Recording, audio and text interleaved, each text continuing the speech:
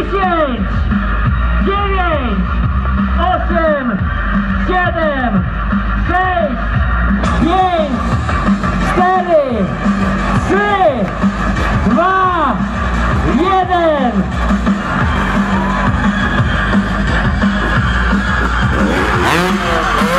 Jedno salto wykonane! Jaki mamy czas? 10 sekund. I uwaga, Artur bierze nawrót na następne salto.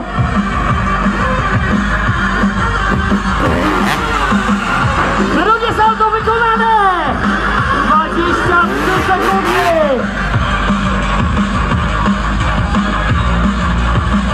Uwaga, kolejny najazd! Trzecie salto wykonane! 39 sekund! Uwaga! I najazd na czwarte salto! Czwarte salto wykonane! 53 sekundy! Czy uda się jeszcze jedno wykonać? Oj, chyba się nie uda! Czas stop!